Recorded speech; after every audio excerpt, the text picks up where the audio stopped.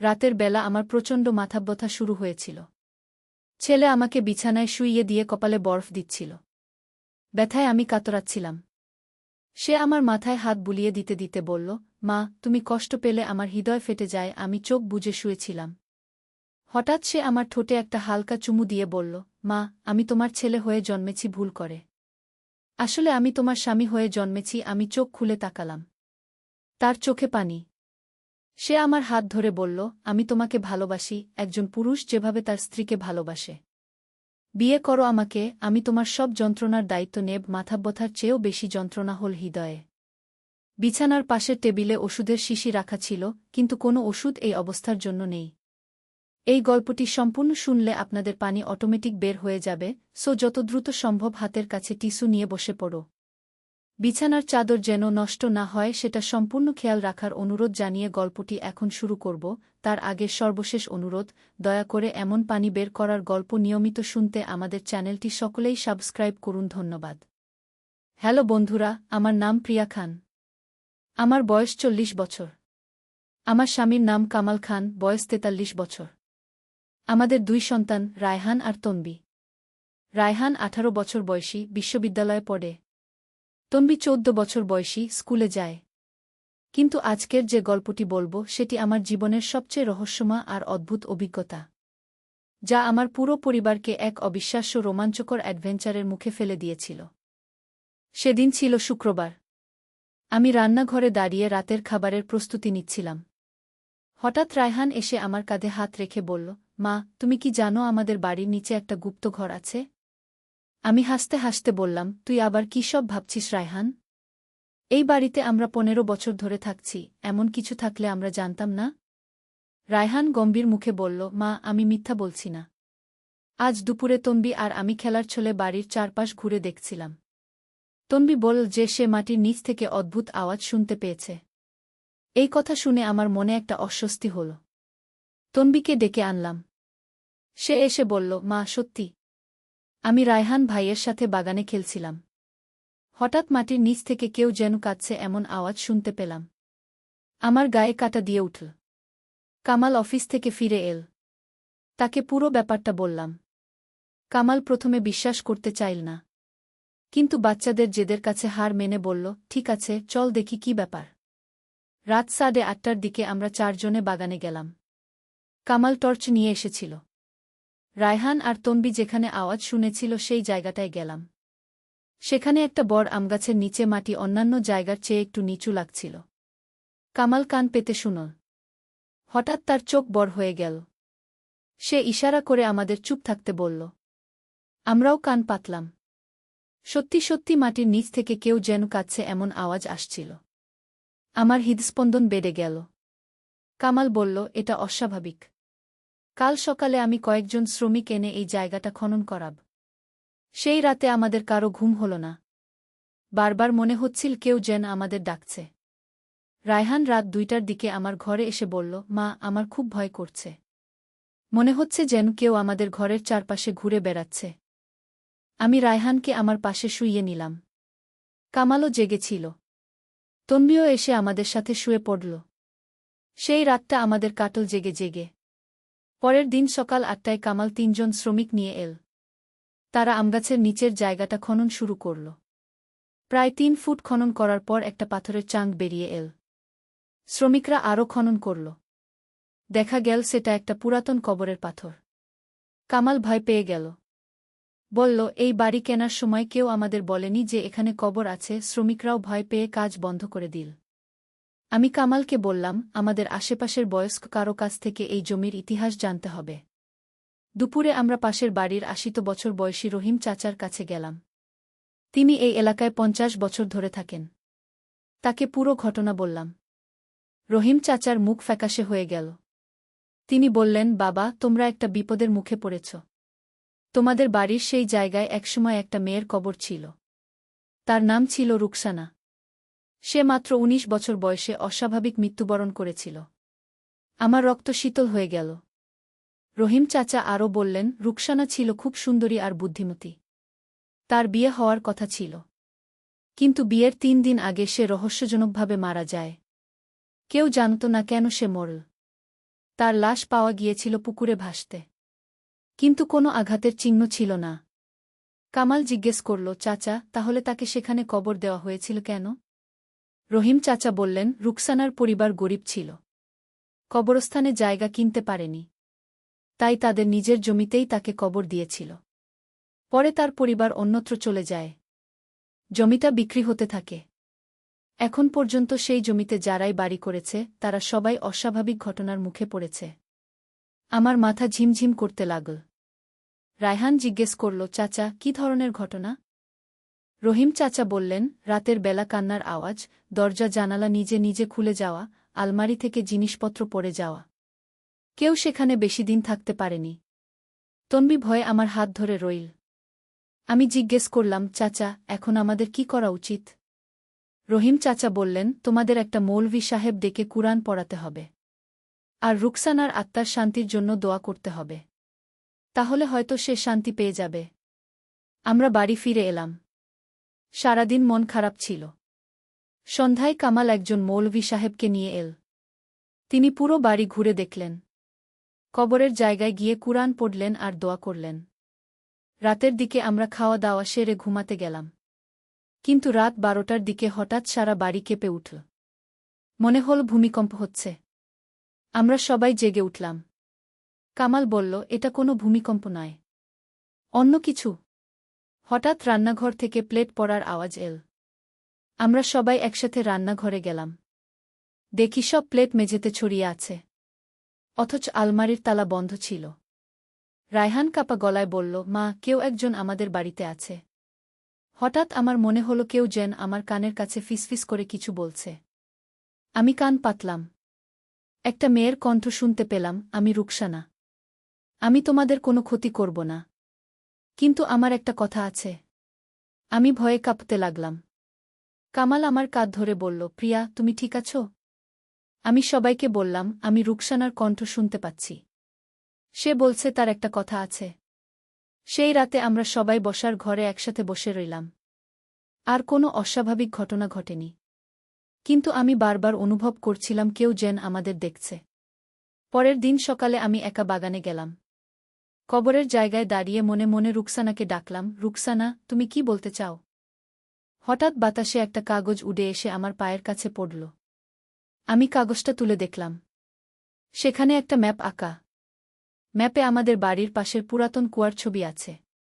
আর একটা তীর চিহ্ন দিয়ে কুয়ার পাশে একটা জায়গা দেখানো। আমি দ্রুত ঘরে গিয়ে সবাইকে ডাকলাম।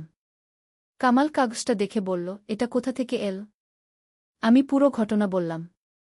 রায়হান বলল, মা, চল আমরা এই জায়গায় গিয়ে দেখি কি আছে। দুপুরের দিকে আমরা 4 জনে পুরাতন কুয়ার কাছে গেলাম। কুয়াটা অনেক দিন ধরে ব্যবহার হয় না। আশেপাশে অনেক আগাছা জন্মেছে। তীর চিহ্ন অনুযায়ী কুয়ার পূর্ব দিকে একটা বড় পাথর আছে। কামাল পাথরটা সরানোর চেষ্টা করল। কিন্তু খুবই ভারী। রায়হান সাহায্য করল। পাথরটা সরানোর পর নিচে একটা ছোট গর্ত দেখা গেল। গর্তের ভেতরে একটা পুরাতন কাপড়ে মোড়ানো কিছু একটা ছিল। কামাল সাবধানে সেটা বের করল। কাপড়টা খুলে দেখল ভেতরে একটা পুরাতন ডায়েরি আর কিছু গহনা আছে। ডায়েরিটা খুলে দেখি প্রথম পাতায় লেখা রুকসানার ব্যক্তিগত ডায়েরি। আমি সেটা পড়তে শুরু করলাম। ডায়েরিতে রুকসানা তার জীবনের শেষ কয়েক মাসের কথা লিখেছিল। সে লিখেছিল যে তার বিয়ে ঠিক করা হয়েছে মামুন নামের এক ছেলের সাথে। কিন্তু রুকসানা মামুনকে পছন্দ করত না। সে অন্য একজনকে ভালোবাসত। তার নাম ছিল করিম। ডায়েরিতে আরও লেখা ছিল যে বিয়ের আগে রুকসানা করিমের সাথে গোপনে দেখা করত। তারা পরিকল্পনা করেছিল বিয়ের দিন পালিয়ে যাবে। কিন্তু কেউ একজন তাদের পরিকল্পনা জেনে ফেলেছিল। শেষ এন্ট্রিতে রুকসানা লিখেছিল, আজ আমার বিয়ের 3 দিন বাকি। কিন্তু আমি খুব ভয় পাচ্ছি। মনে হচ্ছে কেউ আমার উপর নজর রাখছে। করিম বলেছে কালকে রাতে আমরা পালিয়ে যাব। কিন্তু আমার মনে হচ্ছে বিপদ আসছে। আমি পুরো ডায়েরিটা পড়লাম। বুঝতে পারলাম রুকসানাকে খুন করা হয়েছিল। কারণ সে তার প্রেমিকের সাথে পালিয়ে যেতে চেয়েছিল। সেই রাতে আমার স্বপ্নে রুকসানা এসেছিল। সে বলল, প্রিয়া আপু, আপনি সত্য জানতে পেরেছেন। আমি মামুনকে বিয়ে করতে চাইনি। আমি করিমকে ভালোবাসতাম। কিন্তু মামুন এটা জেনে ফেলেছিল। সে রাগে পাগল হয়ে আমাকে মেরে ফেলেছিল। আমি জিজ্ঞেস করলাম, তাহলে তোমাকে পুকুরে পাওয়া গিয়েছিল কেন? রুকসানা বলল, মামুন আমাকে খুন করার পর লাশ পুকুরে ফেলে দিয়েছিল যাতে সবাই মনে করে আমি আত্মহত্যা করেছি। কিন্তু সত্য হল সে আমাকে ছুরি দিয়ে মেরেছিল। আমি জিজ্ঞেস করলাম, তুমি এতদিন পর কেন আমাদের কাছে এসেছ? রুকসানা বলল, আমি ন্যায়বিচার চাই। মামুন এখনও বেঁচে আছে। সে এখন এই শহরেরই একটা ব্যবসায়ী। আমার খুনের জন্য তার বিচার হোক। পরের দিন সকালে আমি কামালকে সব বললাম। কামাল বলল, এটা একটা পুরাতন ঘটনা। এখন কিছু প্রমাণ করা কঠিন হবে। কিন্তু আমি ছাড়লাম না। রহিম চাচার সাহায্য নিয়ে মামুনের খোঁজ নিলাম। জানতে পারলাম সে এখনও এই শহরেই আছে। একটা কাপড়ের দোকান চালায়। আমি রায়হান আর তনবিকে নিয়ে মামুনের দোকানে গেলাম। মামুন এখন 60 বছর বয়সী। তাকে রুকসানার কথা জিজ্ঞেস করলাম। প্রথমে সে কিছু বুঝতে পারল না। তারপর যখন আমি ডায়েরির কথা বললাম, তার মুখ ফ্যাকাশে হয়ে গেল। মামুন কাপা গলায় বলল, আপনারা কি চান? সেটা অনেক পুরাতন ঘটনা। আমি বললাম, আমরা সত্য জানতে চাই। রুকসানাকে কে খুন করেছিল? মামুনের চোখে পানি এসে গেল। সে বলল, হ্যাঁ, আমি করেছিলাম। কিন্তু সেটা ইচ্ছা করে নয়। আমি তাকে খুব ভালোবাসতাম। যখন জানতে পারলাম সে অন্য কারো সাথে পালিয়ে যাবে, আমি পাগল হয়ে গিয়েছিলাম। মামুন আরও বলল, সেদিন রাতে আমি রুকসানার সাথে দেখা করতে গিয়েছিলাম। তাকে বোঝানোর চেষ্টা করেছিলাম। কিন্তু সে শুনতে চাইল না। তখন আমার মাথা গরম হয়ে গেল। আমরা ঝগড়া করলাম। হঠাৎ সে পড়ে গিয়ে মাথায় আঘাত পেল। আমি ভয় পেয়ে গেলাম। তাকে পুকুরে ফেলে দিলাম। আমি বুঝতে পারলাম মামুন সত্য বলছে না। কারণ রুকসানা আমাকে বলেছিল তাকে ছুরি দিয়ে মারা হয়েছিল। সেই রাতে আমার স্বপ্নে রুকসানা আবার এল। সে বলল, প্রিয়া আপু, মামুন মিথ্যা বলেছে। সে আমাকে ছুরি দিয়ে বুকে আঘাত করেছিল। আমি তখনই মারা গিয়েছিলাম। পরে লাশ পুকুরে ফেলেছিল। আমি জিজ্ঞেস করলাম, এখন আমি কি করব? রুকসানা বলল, কাল রাতে মামুনের বাড়িতে যাবেন। সেখানে আমার খুনের অস্ত্র আছে। যে ছুরি দিয়ে সে আমাকে মেরেছিল। এতদিন পর সে সেটা এখনও লুকিয়ে রেখেছে। আমি ভয় পেয়ে গেলাম। রুকসানা, আমি একা কিভাবে যাব? সে বলল, আপু, আপনি একা নন। আমি আপনার সাথে থাকব। মামুনের বাড়িতে তার শোবার ঘরের আলমারির পেছনে একটা গুপ্ত জায়গা আছে। সেখানে সে ছুরিটা লুকিয়ে রেখেছে। পরের দিন সকালে আমি কামালকে সব বললাম। কামাল প্রথমে বিশ্বাস করতে চাইল না। কিন্তু যখন আমি জোর দিয়ে বললাম, সে রাজি হয়ে গেল। রাতে আমরা 4 জনে মামুনের বাড়িতে গেলাম। বাড়িটা পুরাতন। দোতলা। নিচেতলায় তার দোকান, উপরে থাকে। দেখলাম বাড়িতে আলো নেই। মনে হয় সে ঘুমিয়ে পড়েছে। কামাল বলল, আমরা কিন্তু চোর হয়ে যাচ্ছি। আমি বললাম, আমাদের অন্য কোনো উপায় নেই। রুকসানার আত্মা শান্তি পাবে না যতক্ষণ না তার খুনের বিচার হয়। পেছনের দরজা দিয়ে ভেতরে ঢুকলাম। দেখি দরজায় তালা নেই। ভেতরে ঢুকে সিঁড়ি দিয়ে উপরে উঠলাম। মামুন ঘুমিয়ে আছে। তার নাক ডাকার আওয়াজ শুনতে পাচ্ছি। রায়হান টর্চ জ্বালিয়ে রাখল। আমরা শোবার ঘরে ঢুকলাম। রুকসানা যেমন বলেছিল, আলমারির পেছনে একটা গুপ্ত জায়গা ছিল। কামাল সেখানে হাত দিয়ে খোঁজ করল। হঠাৎ একটা কাপড়ে মোড়ানো কিছু একটা হাতে এল। কামাল সেটা বের করল। কাপড় খুলে দেখি একটা পুরাতন ছুরি। ছুরির গায়ে এখনও বাদামি রঙের দাগ আছে। তন্বী ভয়ে আমার পেছনে লুকিয়ে রইল। রায়হান বলল, মা, এটাই নিশ্চয়ই সেই ছুরি। হঠাৎ পেছন থেকে একটা আওয়াজ এল, কে সেখানে? আমরা ঘুরে তাকালাম। মামুন উঠে এসেছে। তার হাতে একটা লাঠি। সে বলল, তোমরা আমার বাড়িতে চুরি করতে এসেছ? কামাল ছুরিটা দেখিয়ে বলল, এটা কি মামুন ভাই? মামুনের মুখ ফ্যাকাশে হয়ে গেল। সে কাঁপতে লাগল। এটা এটা আমি বললাম, এটা সেই ছুরি যা দিয়ে তুমি রুকসানাকে খুন করেছিলে। মামুন হাঁটু মুড়ে বসে পড়ল। তার চোখে পানি এসে গেল। সে বলল, আমি জানতাম একদিন এই দিন আসবে। 21 বছর ধরে আমি এই অপরাধবোধ নিয়ে বেঁচে আছি। মামুন আরও বলল, হ্যাঁ, আমি রুকসানাকে খুন করেছিলাম। কিন্তু ইচ্ছা করে নয়। আমি তাকে খুব ভালোবাসতাম। যখন জানলাম সে করিমের সাথে পালিয়ে যাবে, আমি পাগল হয়ে গিয়েছিলাম। তার সাথে ঝগড়া করতে করতে রাগের মাথায় ছুরি দিয়ে বুকে আঘাত করলাম। সে সাথে সাথে মারা গেল। মামুন কাঁদতে কাঁদতে বলল, আমি খুব অনুশোচনা করেছি, কিন্তু ভয়ে পুলিশে যেতে পারিনি। ভেবেছিলাম সময়ের সাথে সব ভুলে যাব, কিন্তু রুকসানার স্মৃতি আমাকে একদিনের জন্যও শান্তি দেয়নি।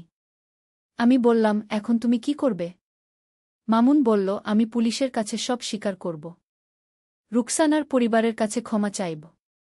যে শাস্তি পাওয়ার সেটা মেনে নেব। পরের দিন সকালে মামুন নিজেই পুলিশ স্টেশনে গিয়ে সব স্বীকার করল। ছুরিটাও জমা দিল। পুলিশ তাকে গ্রেফতার করল। এই ঘটনার পর থেকে আমাদের বাড়িতে আর কোনো অস্বাভাবিক ঘটনা ঘটেনি। রুকসানার আত্মা শান্তি পেয়েছে। কিন্তু আমাদের অ্যাডভেঞ্চার এখানেই শেষ হয়নি। মামুনের বিচার চলাকালীন এক অদ্ভুত ঘটনা ঘটল। মামুনের উকিল আমাদের সাথে দেখা করতে এল। সে বল যে মামুনের কাছে আরও একটা রহস্যের কথা জানা গেছে। উকিল সাহেব বললেন, মামুন বলেছে রুকসানাকে খুন করার পর সে একটা গুপ্তধনের খোঁজ পেয়েছিল। রুকসানার পরিবার জানত না, কিন্তু তাদের বাড়ির কোথাও একটা বড় ধনভাণ্ডার লুকানো ছিল। আমার কৌতূহল বেড়ে গেল। জিজ্ঞেস করলাম, কিন্তু রুকসানার পরিবার তো গরিব ছিল। উকিল সাহেব বললেন, হ্যাঁ, কিন্তু রুকসানার দাদা ছিলেন একজন বিখ্যাত স্বর্ণকার। তার কাছে অনেক সোনাদানা ছিল। মৃত্যুর আগে তিনি সেগুলো কোথাও লুকিয়ে রেখেছিলেন, কিন্তু কাউকে বলে যেতে পারেননি। আমি জিজ্ঞেস করলাম, মামুন কিভাবে এটা জানল? উকিল সাহেব বললেন, রুকসানাকে খুন করার পর সে তার বাড়িতে খোঁজাখুঁজি করেছিল। সেখানে একটা পুরাতন চিঠি পেয়েছিল। চিঠিতে ধনভাণ্ডারের কথা লেখা ছিল। কামাল জিজ্ঞেস করল, চিঠিটা এখন কোথায়? উকিল সাহেব বললেন, মামুন বলেছে সেটা তার বাড়িতে লুকিয়ে রেখেছে।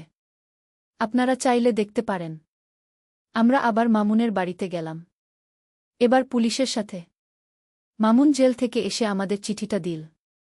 চিঠিতে লেখা ছিল, আমার প্রিয় নাতনি রুকসানা, আমার মৃত্যুর পর তুমি আমাদের পুরাতন বাড়ির পূর্ব দিকের কোনায় একটা আমগাছের নিচে দেখবে। সেখানে মাটির 3 হাত নিচে একটা মাটির হাড়ি পুঁতে রেখেছি। তাতে আমার সারা জীবনের সঞ্চিত সোনাদানা আছে। এগুলো তোমার আর তোমার পরিবারের জন্য। আমি অবাক হয়ে গেলাম। এটা তো আমাদের বাড়ির সেই আমগাছ যার নিচে আমরা রুকসানার কবর পেয়েছিলাম। পরের দিন আমরা পুলিশের সাথে সেই জায়গাটা খনন করলাম। কবরের পাশেই 3 ফুট নিচে একটা বড় মাটির হাড়ি পাওয়া গেল। হাড়ির ভেতরে অনেক সোনার গহনা, মুদ্রা আর হীরের গহনা ছিল। পুলিশ অফিসার বললেন, এই ধনভাণ্ডারের বৈধ মালিক রুকসানার পরিবার। কিন্তু তারা কেউ জীবিত নেই। তাই এটা সরকারি সম্পত্তি হবে। কিন্তু সেই রাতে আমার স্বপ্নে রুকসানা এসে বলল, প্রিয়া আপু, আমার দাদার এই সম্পত্তি আপনারাই রাখুন। আপনারা আমার ন্যায়বিচার করে দিয়েছেন। এটাই আমার দাদার ইচ্ছা হতো। আমি বললাম, কিন্তু রুকসানা, এটা তো তোমার পরিবারের সম্পত্তি। রুকসানা বলল, আপু, আমার পরিবারে কেউ নেই। আর আমিও নেই। এই সম্পত্তি দিয়ে আপনারা গরিব মানুষদের সাহায্য করুন। মসজিদ মাদ্রাসা করুন। আমার আত্মার মাগফিরাত হবে। পরের দিন আমি আইনজীবীর সাথে কথা বললাম। তিনি বললেন, যেহেতু রুকসানার কোনো জীবিত আত্মীয় নেই, আর আমরাই এই সম্পত্তি খুঁজে পেয়েছি, তাই আমাদের এটার উপর অধিকার থাকতে পারে। দীর্ঘ আইনি প্রক্রিয়ার পর আদালত সিদ্ধান্ত দিল যে এই সম্পত্তি আমাদের। কিন্তু আমরা সিদ্ধান্ত নিলাম রুকসানার ইচ্ছা অনুযায়ী এই অর্থ দিয়ে সমাজসেবা করব। আমরা একটা এতিমখানা তৈরি করলাম। রুকসানার নামে একটা মসজিদও বানালাম। বাকি অর্থ দিয়ে গরিব মেধাবী ছাত্রছাত্রীদের বৃত্তি দেওয়া শুরু করলাম। এই ঘটনার পর থেকে আমাদের বাড়িতে একটা অদ্ভুত শান্তি নেমে এসেছে। মনে হয় রুকসানার আত্মা সত্যিই শান্তি পেয়েছে। কিন্তু আমাদের রোমাঞ্চকর অভিজ্ঞতা এখানেই শেষ হয়নি। ধনভাণ্ডার আবিষ্কারের কয়েক মাস পর আরও একটা অদ্ভুত ঘটনা ঘটল। একদিন সকালে আমি বাগানে ফুল তুলছিলাম। হঠাৎ দেখি রুকসানার কবরের উপর একটা সাদা কবুতর বসে আছে। কবুতরটার গলায় একটা ছোট কাগজ বাঁধা। আমি কাছে গেলে কবুতর উড়ে গেল না। আমি কাগজটা খুলে পড়লাম। সেখানে লেখা ছিল, প্রিয়া আপু, আমি এখন শান্তিতে আছি। আপনাদের ধন্যবাদ। কিন্তু আমার একটা শেষ অনুরোধ আছে। আমার প্রেমিক করিম এখনও বেঁচে আছে। সে এখন ঢাকায় থাকে। তাকে খুঁজে বের করুন। তাকে বলুন আমি তাকে ক্ষমা করে দিয়েছি। আমি অবাক হয়ে গেলাম। কবুতরটা কয়েক মিনিট বসে থেকে উড়ে গেল। কামালকে ঘটনাটা বললাম। সে বলল, প্রিয়া, এটা হয়তো কোনো কাকতালীয় ঘটনা। কিন্তু আমার মনে হচ্ছিল রুকসানা সত্যিই আমাকে কিছু বলতে চাইছে। আমি ঠিক করলাম করিমকে খুঁজে বের করব। ইন্টারনেটে খোঁজাখুঁজি করে জানতে পারলাম ঢাকার ধানমন্ডিতে করিম নামের একজন ব্যক্তি আছেন। তার বয়স ৩৫ থেকে ৪০-এর মধ্যে হবে। তিনি একটা কম্পিউটারের দোকান চালান। আমি রায়হানকে নিয়ে ঢাকায় গেলাম। করিম সাহেবের দোকানে গিয়ে তাকে রুকসানার কথা বললাম। প্রথমে তিনি কিছু বুঝতে পারলেন না। তারপর যখন আমি বিস্তারিত বললাম তার চোখ অশ্রুতে ভরে গেল। করিম সাহেব বললেন, আমি ২১ বছর ধরে রুকসানার জন্য অনুশোচনা করেছি। আমি ভেবেছিলাম আমার জন্যই সে মারা গেছে। যদি আমরা আগেই পালিয়ে যেতাম তাহলে হয়তো সে বেঁচে থাকত।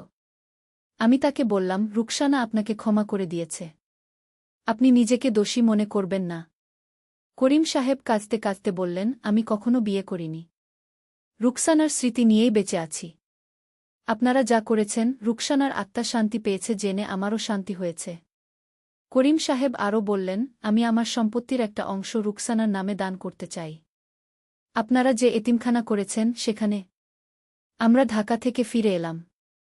করিম সাহেব তার কথা রাখলেন। তিনি একটা বড় অঙ্কের অর্থ দান করলেন। আমরা সেই অর্থ দিয়ে এতিমখানা আরও বড় করলাম। এই পুরো ঘটনার পর থেকে আমাদের পরিবারে একটা অন্যরকম পরিবর্তন এসেছে। আমরা আরও ধার্মিক হয়েছি। নিয়মিত নামাজ পড়ি। গরিব মানুষদের সাহায্য করি। রায়হান আর তনবিও এই ঘটনা থেকে অনেক কিছু শিখেছে। তারা এখন আরও দায়িত্বশীল হয়েছে। মাঝে মাঝে মনে হয় রুকসানা আমাদের ফেরেশতা হয়ে পাঠিয়েছিল। তার জন্যই আমরা এত ভালো কিছু করার সুযোগ পেয়েছি। আজও যখন বাগানে যাই, রুকসানার কবরের পাশে দাঁড়িয়ে তার জন্য দোয়া করি। মনে হয় সে সত্যিই শান্তিতে আছে। এই গল্পটা আমার জীবনের সবচেয়ে অদ্ভুত আর রোমাঞ্চকর অভিজ্ঞতা, যা আমাকে শিখিয়েছে যে মৃত্যুর পরও ন্যায় বিচার হতে পারে। আর ভালো কাজের মাধ্যমে আমরা আত্মার শান্তি এনে দিতে পারি। সত্যের সন্ধানে। প্রথম অধ্যায়, অন্ধকার থেকে আলোর দিকে। একসময় এক বিশাল সাম্রাজ্যের রাজধানীতে বাস করত এক যুবক। সে ছিল অত্যন্ত বুদ্ধিমান এবং জ্ঞানপিপাসু। তার পিতা ছিল রাজদরবারের একজন উচ্চপদস্থ কর্মকর্তা। যুবকটি ছোটবেলা থেকেই নানা ধর্ম ও দর্শন সম্পর্কে জানতে আগ্রহী ছিল। তখনকার সময়ে মানুষেরা নানা দেবদেবীর পূজা করত। মূর্তির সামনে মাথা নত করত, নানা প্রাণীকে পবিত্র মনে করত। কিন্তু এই যুবকের মন কখনোই এসব কিছুতে শান্তি পেত না। সে ভাবত, এই পাথরের মূর্তিগুলো কিভাবে আমাদের সাহায্য করতে পারে? এরা তো নিজেরাই নিস্তব্ধ, নিষ্ক্রিয়। রাতের বেলা সে ছাদে উঠে আকাশের দিকে তাকিয়ে থাকত। অসংখ্য তারা, চাঁদ, সূর্য, এসবের সৌন্দর্যে সে মুগ্ধ হতো। মনে মনে ভাবত, এই বিশাল মহাবিশ্ব, এত নিখুঁত একটি ব্যবস্থা, এর পেছনে নিশ্চয়ই কোনো মহান শক্তি আছে। একদিন সে তার বাবার কাছে গিয়ে বলল, পিতা, আমি বুঝতে পারছি না। আমরা যেসব মূর্তির পূজা করি সেগুলো তো আমাদেরই হাতে তৈরি। তাহলে এরা কিভাবে আমাদের ভালো মন্দ করতে পারে? তার পিতা রেগে গিয়ে বললেন, তুমি কি বলছ? এসব আমাদের পূর্বপুরুষদের ধর্ম। তুমি এ নিয়ে প্রশ্ন তুলতে পারো না। কিন্তু যুবকের মন এতে শান্ত হল না। সে আরও গভীরভাবে চিন্তা করতে লাগল। সে দেখত যে মানুষেরা সূর্যকেও পূজা করে। তাই একদিন সূর্যোদয়ের সময় সে মনে মনে ভাবল, হয়তো এই সূর্যই আমার প্রভু। কিন্তু সন্ধ্যায় যখন সূর্য অস্ত গেল, তখন সে বুঝল, যিনি অস্ত যান তিনি কিভাবে সর্বশক্তিমান হতে পারেন। রাতে চাঁদ উঠলে সে আবার ভাবল, সূর্যের চেয়ে চাঁদই বড়। এ নিশ্চয়ই আমার প্রভু। কিন্তু ভোরে যখন চাঁদও অস্ত গেল, তখন সে আরও হতাশ হল। অবশেষে সে বুঝতে পারল, যিনি এই সূর্য, চাঁদ, তারা সবকিছু সৃষ্টি করেছেন এবং নিয়ন্ত্রণ করছেন, তিনিই হচ্ছেন একমাত্র উপাস্য। তিনি অদৃশ্য, কিন্তু তার সৃষ্টির মাধ্যমে তার অস্তিত্ব প্রমাণিত। দ্বিতীয় অধ্যায়, জ্ঞানের অন্বেষণ। এই উপলব্ধির পর যুবকটি আরও বেশি করে জ্ঞান অর্জনে মনোনিবেশ করল। সে শুনেছিল যে দূর মরুভূমির এক গোত্রে একজন মহান নবী এসেছেন। তিনি মানুষদের একত্ববাদের দিকে আহ্বান করছেন। যুবকটি তার কিছু বন্ধুর সাথে সেই মরুভূমির দিকে যাত্রা শুরু করল। দীর্ঘ পথ, কষ্টকর যাত্রা। কিন্তু সত্যের সন্ধানে তার মন ছিল দৃঢ়। পথিমধ্যে তারা একটি মরুদ্যানে থামল। সেখানে এক বৃদ্ধ ব্যবসায়ীর সাথে দেখা হল। বৃদ্ধ ব্যক্তিটি ছিল অত্যন্ত জ্ঞানী এবং ধার্মিক। যুবকটি তাকে তার দ্বিধাদ্বন্দ্বের কথা বলল। বৃদ্ধ ব্যক্তি হাসি মুখে বললেন, বৎস, তুমি সত্যিকারের জ্ঞানের সন্ধান করছ। এটা খুবই ভালো। জেনে রাখো, আল্লাহ তাআলা একজনই। তিনি সবকিছুর স্রষ্টা এবং নিয়ন্ত্রক। তার কোনো অংশীদার নেই, কোনো সন্তান নেই, তিনি কারো সন্তানও নন। কিন্তু আমরা তাকে কিভাবে চিনব? যুবক জিজ্ঞেস করল। বৃদ্ধ ব্যক্তি আকাশের দিকে হাত তুলে বললেন, দেখো এই আকাশ, এই পৃথিবী। দেখো কত নিখুঁত ব্যবস্থাপনা। সূর্য তার নির্দিষ্ট পথে চলছে, চাঁদ তার কক্ষপথে ঘুরছে। পৃথিবীতে দিনরাত হচ্ছে, ঋতু পরিবর্তন হচ্ছে। গাছপালা বেড়ে উঠছে, মানুষ ও পশুপাখির জন্য খাদ্যের ব্যবস্থা হচ্ছে। এই সব কিছুর পেছনে একজন মহাজ্ঞানী, মহাশক্তিমান স্রষ্টা আছেন। তিনি আল্লাহ গো। তার সাথে যোগাযোগ কিভাবে করব? যুবক আবার প্রশ্ন করল। নামাজের মাধ্যমে, দোয়ার মাধ্যমে, কোরআন তিলাওয়াতের মাধ্যমে। তিনি সর্বশ্রোতা, সর্বদ্রষ্টা।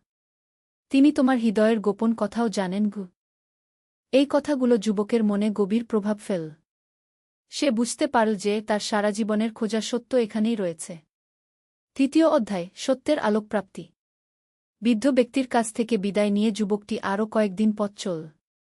অবশেষে সে পৌঁছাল সেই পবিত্র শহরে যেখানে নবী শাহ বাস করতেন। শহরে ঢুকেই সে অনুভব করল একটা ভিন্ন পরিবেশ। এখানে মানুষেরা একে অপরের প্রতি অত্যন্ত সদয়, সহানুভূতিশীল। কেউ ভিক্ষুক দেখলেই সাহায্য করে। ধনী গরিব সবাই একসাথে নামাজ পড়ে। কোনো জাতিভেদ নেই, কোনো উঁচুনিচু ভেদাভেদ নেই। একদিন সে শুনল যে নবী শাহ মসজিদে একটি বক্তব্য দেবেন। যুবকটি সেখানে উপস্থিত হল। নবী শাহ এর চেহারা দেখেই তার মনে হল যেন এক নূরের আলো। তার কথায় এমন এক আকর্ষণ, এমন এক শক্তি যে সবার মন তার দিকে আকৃষ্ট হয়ে যায়। নবী শাহ বললেন, হে মানুষেরা! তোমরা সেই আল্লাহর ইবাদত করো যিনি এক এবং অদ্বিতীয়। তিনি ছাড়া আর কেউ ইবাদতের যোগ্য নেই। তিনি তোমাদের সৃষ্টি করেছেন, তোমাদের রিজিক দেন, তোমাদের জীবন ও মৃত্যুর মালিক। তোমরা একে অপরের সাথে ভালো ব্যবহার করো। গরিব দুঃখীদের সাহায্য করো। মিথ্যা বলো না, প্রতারণা করো না। সৎ পথে চলো এবং আল্লাহকে ভয় করো। এই কথাগুলো শুনে যুবকের চোখ থেকে অশ্রু ঝরতে লাগল। তার মনে হল যেন সারা জীবনের জন্য সে যা খুঁজছিল তা এখানেই পেয়ে গেছে। বক্তব্য শেষে যুবকটি নবী শাহ এর কাছে গিয়ে বলল, হে আল্লাহর রাসূল! আমি সত্যের সন্ধানে এত দূর পথ পাড়ি দিয়ে এসেছি। আপনার কথা শুনে আমার মন সত্যিই শান্তি পেয়েছে।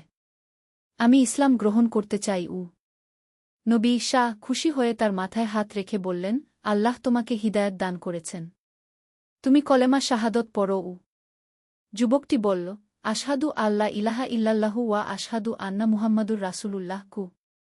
সেই মুহূর্তেই যেন তার সমস্ত অন্তর আলো ভরে গেল।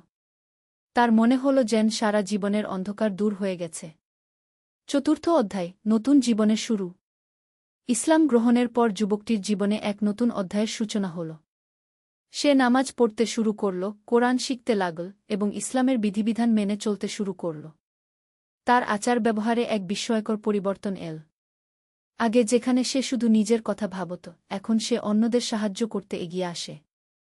গরিব দুঃখীদের পাশে দাঁড়ায়। মিথ্যা কথা বলা ছেড়ে দিয়েছে, সৎ ব্যবসায় জড়িত হয়েছে। কয়েক মাস পরে তার পিতা তাকে খোঁজ করতে এসে পৌঁছাল। পিতা রেগে গিয়ে বললেন, তুমি পারিবারিক ধর্ম ত্যাগ করে কি করেছ? চলো, বাড়ি ফিরে চলো গু। যুবক অত্যন্ত বিনয়ের সাথে বলল, পিতা, আমি সত্যের সন্ধান পেয়েছি। আমি আর মূর্তি পূজায় ফিরে যেতে পারব না। তবে আমি আপনার সাথে সদ্ব্যবহার করব, আপনার সেবা করব। এটা আমার ধর্মের শিক্ষা গু। পিতা প্রথমে রেগে গেলেও পরে দেখলেন যে তার ছেলের আচরণে কত ভালো পরিবর্তন এসেছে। সে আগের চেয়ে অনেক বেশি শান্ত, সৎ এবং দায়িত্বশীল হয়েছে। একদিন পিতা তাকে প্রশ্ন করলেন, তোমার এই ধর্মের মূল শিক্ষা কি? যুবক বলল, পিতা, আমাদের ধর্মের মূল কথা হল আল্লাহ এক এবং অদ্বিতীয়। তার ইবাদত করতে হবে এবং মানুষের সাথে ভালো ব্যবহার করতে হবে। মাতাপিতার সেবা করা, গরিবদের সাহায্য করা, সৎ পথে চলা, এসব আমাদের ধর্মের অংশ। পিতার মনেও একটা পরিবর্তন এল। তিনি ভাবতে লাগলেন, এই ধর্ম তো খুবই সুন্দর গো। পঞ্চম অধ্যায়, পরীক্ষার সময়। কয়েক বছর পরে সেই শহরে এক ভয়াবহ দুর্ভিক্ষ দেখা দিল। বৃষ্টি হল না, ফসল নষ্ট হয়ে গেল। মানুষের মধ্যে খাদ্যের তীব্র সংকট দেখা দিল। এই সময়ে মুসলমানদের প্রকৃত চরিত্র পরীক্ষা হল। যুবকটি দেখল যে যারা ইসলাম গ্রহণ করেছে তারা নিজেদের খাবার ভাগাভাগি করে খাচ্ছে। কেউ একা একা বেশি খাবার রেখে দিচ্ছে না। এক ধনী মুসলমান তার সমস্ত সম্পত্তি বিক্রি করে গরিবদের মধ্যে বিতরণ করে দিল। যুবকটিও তার যা কিছু ছিল তা গরিব মানুষদের মধ্যে ভাগ করে দিল। একদিন সে দেখল যে একটি অনাথ বাচ্চা রাস্তায় ক্ষুধায় কাঁদছে। তার কাছে শুধু একটুকু রুটি ছিল, যা ছিল তার সেদিনের খাবার। কিন্তু সে সেই রুটিটুকুও সেই বাচ্চাকে দিয়ে দিল। সেই রাতে সে না খেয়ে থেকে আল্লাহর কাছে দোয়া করল, হে আল্লাহ, আপনি আমাদের এই বিপদ থেকে উদ্ধার করুন। আমরা আপনার উপর ভরসা রাখছি। পরদিন সকালে খবর এল যে দূর থেকে একটি বাণিজ্যিক কাফেলা খাদ্যশস্য নিয়ে আসছে। কয়েকদিন পরেই দুর্ভিক্ষের সমাধান হয়ে গেল। এই ঘটনার পর যুবকটি আরও গভীরভাবে বুঝতে পারল যে আল্লাহর উপর তাওয়াক্কুল, ভরসা রাখতে হবে এবং অন্যদের সাহায্য করতে হবে। ষষ্ঠ অধ্যায়, জ্ঞান প্রচারের দায়িত্ব। কয়েক বছর পর যুবকটি একজন পরিণত জ্ঞানী ব্যক্তি হয়ে উঠল। সে কোরআন ও হাদিস গভীরভাবে অধ্যয়ন করল। নবী শাহ এর কাছ থেকে সরাসরি অনেক কিছু শিখল। একদিন নবী শাহ তাকে ডেকে বললেন, তুমি এখন অন্যদেরকে ইসলামের দাওয়াত দিতে পারো। তোমার নিজের এলাকায় গিয়ে মানুষদের সত্যের পথে আহ্বান করো। এই দায়িত্ব পেয়ে যুবকটি খুবই খুশি হল। কিন্তু সাথে সাথে একটা দুশ্চিন্তাও হল। সে ভাবল, আমার নিজের পরিবার পরিজন, বন্ধুবান্ধব তো আমার কথা শুনবে না। তারা হয়তো আমাকে বিরোধিতা করবে। নবী শাহ জেন তার মনের কথা বুঝতে পেরে বললেন, হিকমতের সাথে দাওয়াত দিও। কাউকে জোর করো না। তুমি শুধু সত্য পৌঁছে দাও। হিদায়াত দেওয়ার মালিক আল্লাহ। এই কথায় যুবকটির মনে সাহস এল। সে তার জন্মভূমির দিকে যাত্রা শুরু করল। সপ্তম অধ্যায়, নিজ ভূমিতে দাওয়াত। নিজের শহরে পৌঁছে যুবকটি দেখল যে সেখানে পরিস্থিতি আরও খারাপ হয়েছে। মানুষেরা আরও বেশি মূর্তিপূজায় লিপ্ত হয়েছে। অনেক রকমের কুসংস্কার ও অন্ধবিশ্বাস চালু হয়েছে। প্রথমে সে তার পরিবারের কাছে গেল। তার মা তাকে দেখে অত্যন্ত খুশি হলেন। কিন্তু যখন শুনলেন যে তিনি ইসলাম গ্রহণ করেছেন এবং মূর্তিপূজা ছেড়ে দিয়েছেন, তখন অত্যন্ত দুঃখ পেলেন। আমার ছেলে, তুমি আমাদের পারিবারিক ধর্ম ত্যাগ করলে? আমাদের দেবদেবীরা নাখুশ হবেন কি? মা কাঁদতে কাঁদতে বললেন। যুবক অত্যন্ত ধৈর্য ও ভালোবাসার সাথে মাকে বোঝানোর চেষ্টা করল, মা, আমি যে ধর্ম গ্রহণ করেছি তা আপনার সাথে আমার সম্পর্কের কোনো ক্ষতি করবে না। বরং এই ধর্ম আমাকে আরও বেশি করে আপনার সেবা করতে শিখিয়েছে। মাতাপিতার সেবা করা আমাদের ধর্মের একটি গুরুত্বপূর্ণ অংশও। কিন্তু তার বাবা খুবই রেগে গেলেন। তুমি যদি এই ধর্ম না ছাড়ো তাহলে আমার ঘরে থাকতে পারবে না। যুবক বলল, পিতা, আমি আপনাকে অসম্মান করতে চাই না, কিন্তু সত্যকে অস্বীকার করতেও পারি না। আমি আপনার সেবা করব, কিন্তু মূর্তি পূজায় ফিরে যেতে পারব না। এই নিয়ে পরিবারে বেশ কিছুদিন টানাপোড়েন চল। কিন্তু যুবকটি ধৈর্য হারাল না। সে তার আচরণ দিয়ে প্রমাণ করতে লাগল যে ইসলাম তাকে আরও ভালো মানুষ বানিয়েছে। অষ্টম অধ্যায়, ধীরে ধীরে পরিবর্তন। যুবকটি প্রতিদিন তার মা বাবার খেদমত করত। তাদের খাবারের ব্যবস্থা করত, অসুখ বিসুখে সেবা করত। এমনকি তারা তাকে মূর্তিপূজার জন্য বললেও সে রেগে যেত না, বিনয়ের সাথে অস্বীকার করত। এদিকে তার বন্ধুবান্ধবদের কাছে সে ইসলামের দাওয়াত পৌঁছাতে শুরু করল। সে তাদের বলত, তোমরা একবার ভেবে দেখো, এই পাথরের মূর্তিগুলো কিভাবে তোমাদের উপকার করতে পারে। এরা তো নিজেরাই অসহায়। অনেকে তার কথা হাসি করে উড়িয়ে দিত। কিন্তু কেউ কেউ গভীরভাবে ভাবতে শুরু করল। একদিন তার একটি বন্ধু তাকে প্রশ্ন করল, তুমি বলো তোমার আল্লাহ সর্বশক্তিমান, কিন্তু আমরা তো তাকে দেখি না। তাহলে কিভাবে বুঝব যে তিনি আছেন? যুবক হাসিমুখে বলল, তুমি কি বাতাস দেখো? না, কিন্তু বাতাসের অস্তিত্ব তুমি অনুভব করো। তুমি কি তোমার মনকে দেখতে পাও? না, কিন্তু তার অস্তিত্ব তুমি বুঝতে পারো।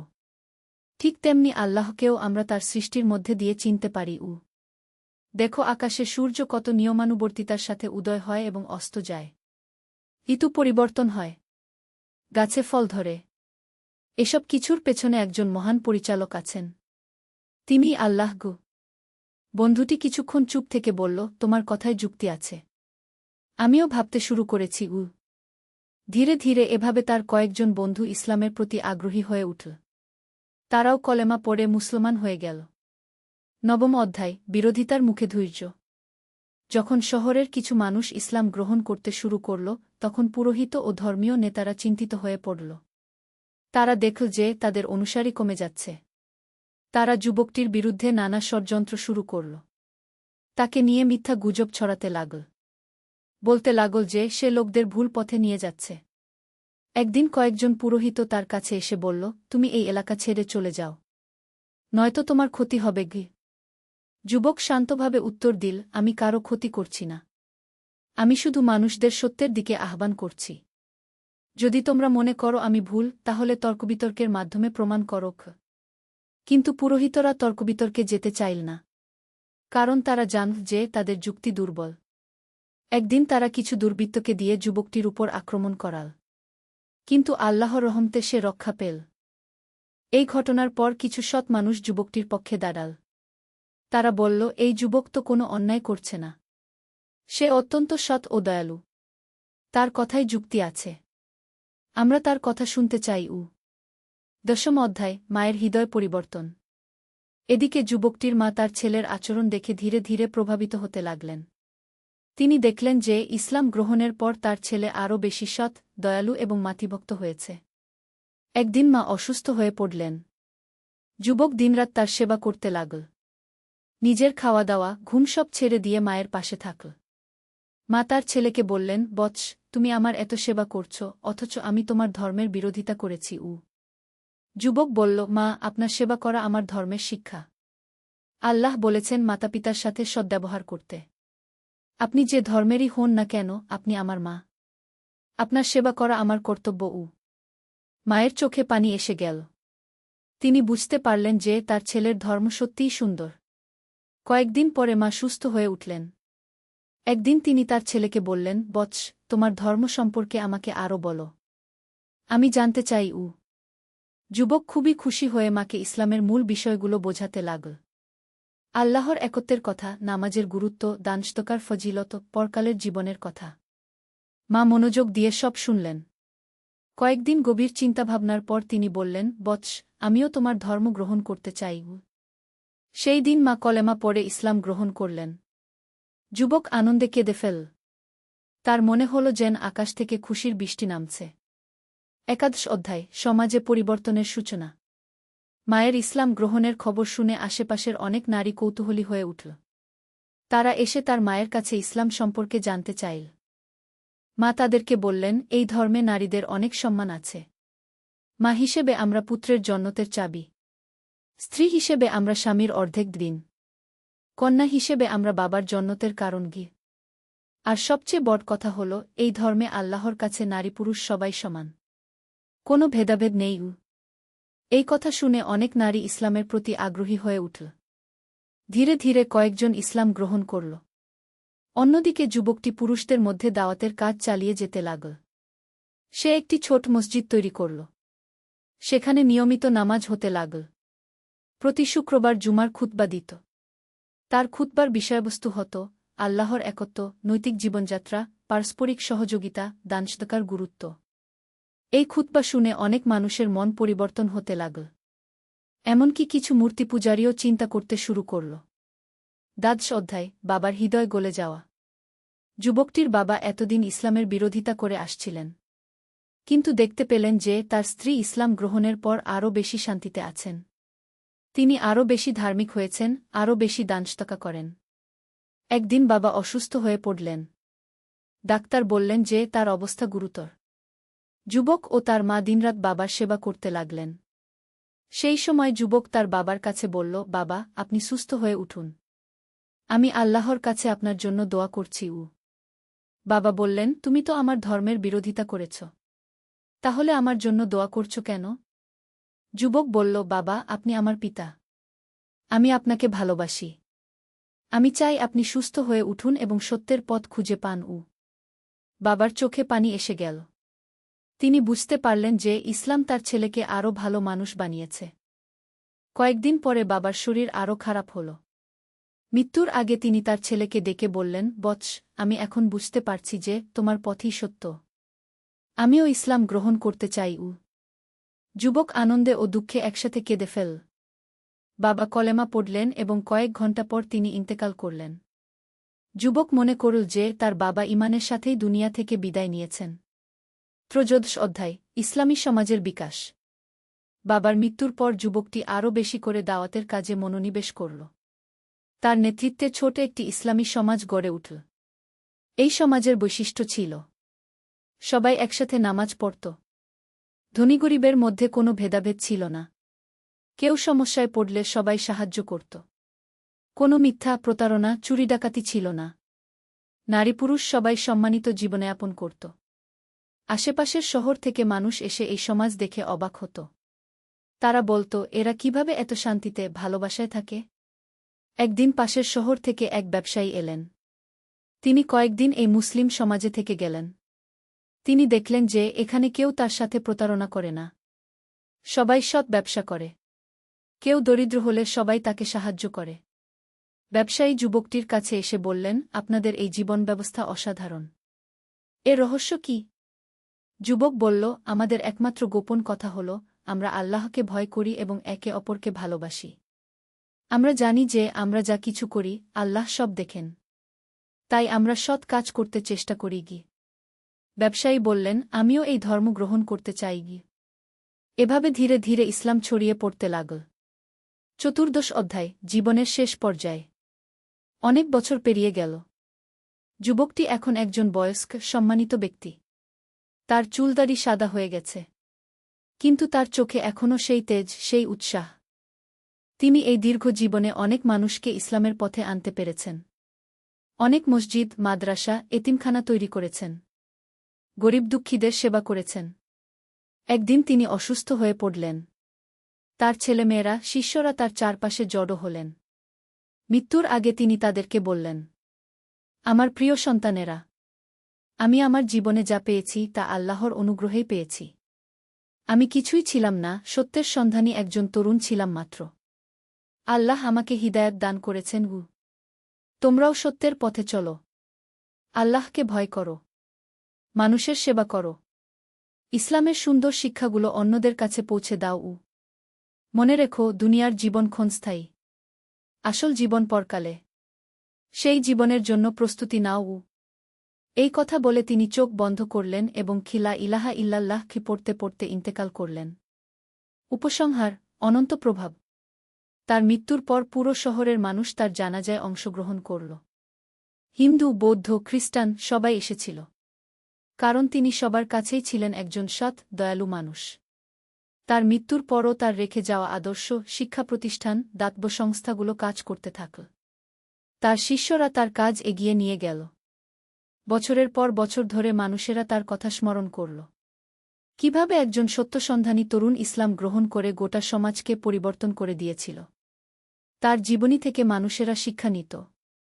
সত্যের সন্ধান করতে হবে, যতই কষ্ট হোক। পরিবার পরিজনের বিরোধিতা সত্ত্বেও সত্যকে আঁকড়ে ধরতে হবে। ইসলাম গ্রহণের পর জীবনযাত্রায় পরিবর্তন আনতে হবে। অন্যদের কাছে ইসলামের দাওয়াত পৌঁছাতে হবে। সব ধরনের মানুষের সাথে ভালো ব্যবহার করতে হবে। শিক্ষা ও উপদেশ। এই গল্প থেকে আমরা যে শিক্ষাগুলো পাই: ১. সত্যসন্ধান, জীবনের প্রকৃত উদ্দেশ্য খোঁজা প্রতিটি মানুষের দায়িত্ব। যুবকটি মূর্তি পূজায় সন্তুষ্ট না হয়ে আসল স্রষ্টার সন্ধান করেছিল। ২. ধৈর্য ও অধ্যবসায়, সত্যের পথে চলতে হলে অনেক বাধাবিপত্তির সম্মুখীন হতে হয়। কিন্তু ধৈর্য রেখে এগিয়ে যেতে হয়। ৩. পারিবারিক সম্পর্ক, ইসলাম গ্রহণের পর পরিবারের সাথে সম্পর্ক ছিন্ন করা নয়, বরং আরও ভালো আচরণ করতে হয়। ৪. দাওয়াতের গুরুত্ব, নিজে সত্য পথ পেয়ে বসে থাকলে চলবে না। অন্যদেরকেও সেই পথে আনার চেষ্টা করতে হবে। ৫. সামাজিক দায়বদ্ধতা, একজন মুসলিমের উচিত সমাজের কল্যাণে কাজ করা, গরিব দুঃখীদের সেবা করা। ৬. আল্লাহর উপর ভরসা, জীবনের সব বিষয়ে আল্লাহর উপর ভরসা রাখতে হবে। তিনিই সব সমস্যার সমাধান দিতে পারেন। ৭. আখিরাতের প্রস্তুতি, দুনিয়ার জীবন ক্ষণস্থায়ী। আসল জীবন পরকালে। তাই সেই জীবনের জন্য প্রস্তুতি নিতে হবে। এই গল্পটি আমাদের মনে করিয়ে দেয় যে ইসলাম শুধু একটা ধর্ম নয়, এটা একটা পূর্ণাঙ্গ জীবন ব্যবস্থা, যা মানুষের ব্যক্তিগত ও সামাজিক জীবনকে সুন্দর করে তোলে। আল্লাহ আমাদের সবাইকে হিদায়াত দান করুন এবং সিরাতুল মুস্তাকিমে চলার তৌফিক দান করুন। আমিন।